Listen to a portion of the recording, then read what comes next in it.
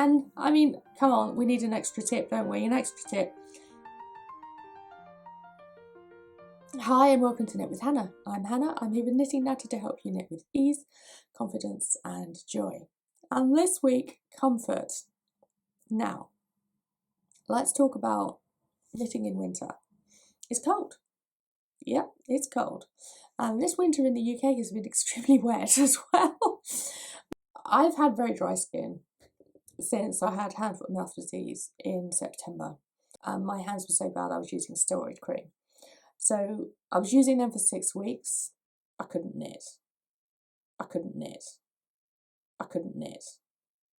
The sores and the bends in my fingers, they were cracking, and it was quite painful to even think about knitting. What I'm using now is a Hygge ointment. It's an emollient, basically made with yellow paraffin and liquid paraffin. It's like Vaseline basically, but I'm using on my hands. And that's dermatology suggested, but you can just go out and buy it whenever you like in a shop. But it is very hydrating. And I've got one in my handbag, I've got one here, my desk is right here, I've got my bigger computer here, where I do all my video editing. And I have one where I knit and one by my bed. So I can use it multiple times each day, and it's helped me move into knitting, which is I wanted in my life. I didn't want to keep using steroid cream, and I wanted to start knitting again. Hydrate your hands because of the dry skin. We can hydrate from inside as well as outside, so drinking water and tea and everything during the day is really helpful. Now, one other thing I realised I was doing, I started this, my sister suggested it during the pandemic. She said she got fed up with her boiler going on because, like us, she has a boiler that isn't attached to a hot water tank. It just goes on when you need hot water. She was annoyed because whenever she was washing her hands, it just kept going on and off and on and off and on and off. And she didn't like the idea of how much gas she was using. And at some point, she's an accountant, and she'd done auditing in an NHS hospital many, many years ago, and she'd been gone through the whole process of how to wash hands properly. But she'd been taught that it was the aggravation and making sure that it got to all of the fingers and all the way around the joints and everything. That was the thing you had to remember. It didn't matter how warm or hot the water was. So she'd been washing her hands with cold water. And I'd started doing it too because I thought that's a good idea. It means that the boiler won't go on when I'm at home, and it just goes on when it's supposed to heat the house up. It's actually nice and cooling as well in the summer to wash my hands with cold water. But I realised I was still doing it when I came home from hospital in October, and it was actually drying my hands out because the cold water meant that my hands were cold once I'd washed my hands and I dried them. So I'm washing my hands in warm water again instead of cold, drying them thoroughly, and then my hands aren't cold and the dryness gets a bit worse. So that's something. It may be something that hasn't even occurred to you. Why would I wash my hands in cold water? But just in case, and if you are getting your hands wet multiple times during the day, Nick does actually, he works in a laboratory, so he is washing his hands constantly, and he can end up with very dry hands, and I just have to keep badgering him to keep moisturising. So whenever I wash my hands, I put this on as well, and that can really help too. Now, also, if we keep looking at the hands, cold hands doesn't help because then the joints can hurt and it can aggravate other problems too. So one of the very interesting things is if you put mitts or cuffs on, you will notice that it's covering the wrist. So when you're covering the wrist, the veins in the wrist, as long as they're warm, it can really help warm the fingers and the hands up. It may not mean it may mean that you don't have to have full gloves on. So especially if you're in the house and you want to wear these, that's ideal because you can use your fingers, you can do all sorts of things with these fingerless mitts on.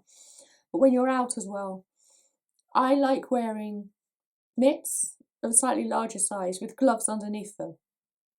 I've always done that throughout my lifetime because I had thermal gloves from when I was a teenager and they lasted me, and I darned them all the way through into my 30s, and it was the same pair. I just kept wearing it. I thought, okay, it's winter now. For the next 4 months I'm wearing these, and I'm wearing fingerless on top. And it was brilliant because I had the plain boring thermal gloves, and then I had some kind of decoration with a different colour when I went out. So that's what I was wearing, and it meant that my fingers were warm when I went out, but I could also wear the fingerless mitts indoors too. So think about that as well when you're going out, so that your hands don't get too cold, and then again they're dry and they're dehydrated when you come in. Put your gloves on, and again fingerless mitts will keep the wrists warm too. So warming the wrist warms the rest of the hand as well. Remember too, there is yoga videos, and there are yoga videos for the hands and wrists over in the yoga playlist. I will put Knitting for Yoga playlist down below. If I forget, then let me know in the comments and I will tag that for you down below. That's something that will help too. It's just keeping the movement. It's about moving the energy. So it's not just about sitting there while you're knitting and then taking a break and massaging your hands. If that's all that's available for you, brilliant. But it's the rest of your body too. So getting up and moving around, doing all sorts of shoulder exercises too. Going to make a cup of tea every 45 minutes, because we all want a cup of tea every 45 minutes, don't we? You may have these little points outside of you that you can't control anyway that keep getting you up like a baby crying or something. So that's going to really help, but it will keep the mobility in the fingers and the movement going. All of that can be really helpful. I have been doing Qigong massage as well, and that's a really interesting way of using the fingers in different ways, getting the energy moving in different ways. And I love that energy can flow, and we have different practices that we can do to keep that blood flowing. That's what it is. And if you think about it in a body, in a physical way, it's the blood flow. Keep that going. Keep the nerves agile and know that they're working properly, all that sort of thing. Okay, you can tell I'm not a doctor, can't you? Like I said before in the video a couple of weeks ago, knitting with wools that have oils in them. This is something that I did when I knew I had dry skin. I wasn't sure how knitting was going to go again. I picked up wool that has alpaca as part of it, and alpaca is known to be a more oily yarn. It's a more oily fibre, and when you find it in yarn, you know it's going to be more comfortable knit because it's going to be oily, and it's going to be very, very subtly lubricative for your hands and your fingers. So that's why I picked up alpaca yarn when I started knitting again. This is the Rowan Felted Tweed Aran. Also, if you're having problems with dry skin in the cracks of your fingers, pick a slightly thicker yarn. This is an Aran yarn. I decided on that rather than picking up the same option, the same fibre content in the DK yarn.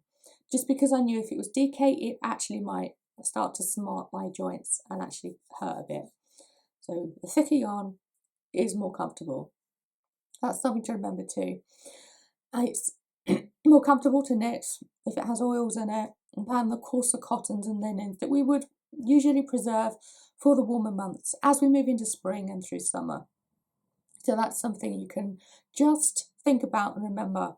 If you're finding you're knitting a cotton and you're getting drier, stiffer hands, it might be that simple. It can feel more coarse and it can feel uncomfortable. So if you switch over just to a couple of projects with some more oily wools, it will feel a lot better. See, I've just been sitting here massaging this and my hands already feel softer. And I mean, come on, we need an extra tip, don't we? An extra tip. Rearrange your knitting area so it's comfortable, it's inviting, and it just feels so cozy. Because knitting in winter is just related to the Hygge feeling as well, isn't it? I have a video all about knitting with the Hygge. I can't find the other book, but there's that one. There you go. So that kind of feeling you want to invoke. Yeah, make your knitting space really inviting. So you just want to sit down and knit for half an hour. That's very wintry. And you want your winter to be remembered as a knit winter where you used to sit down and knit. That's just such a beautiful feeling, isn't it? It's just one of those things. Yeah, I'm a winter knitter. And you're going to remember that. And plant memories, that's the chair I was knitting in when I made that. I remember doing this knitting when I was sat here. All of that sort of just memories. Moving all around the house and feeling a bit awkward isn't nice. So in the middle of winter, you want to find a real cosy place to knit. Just like in the summer, you might go and knit in the garden or in a park, or go out to knit in a coffee shop or something, just because it feels summery. But here in winter, find yourself a nice cosy spot and make it feel really inviting and comfortable. Yeah, let's knit in comfort this winter. So there you go. Those are some tips for knitting in winter. A lot of it was about the hands because, I mean, that's where we're knitting. That's what we're knitting with. The hands and the fingers are really important. Let's keep the skin and the joints and the muscle memory. If you'd like to feel more wintry, then go and take a look at the Winter Knitting Retreat. The Winter Knitting Retreat is over in the Academy, and it will help you really dive into creating a comfortable place, creating a nice winter rhythm for your knitting, and helping you retreat into that space where you say, hang on a second, I'm knitting. This feels right. This feels cozy. And you can give yourself that retreat. It's a 3-week thing. It's a 21 days, and you have a video. You can listen to it as an audio every day instead if you want, but there's a video for every day. So go and have a look at that. That's the Winter Knitting Retreat. I will link that below for the in the Knit with Hannah Academy. Okay, I will see you again soon. Thanks so much for joining me. Bye for now. Happy knitting.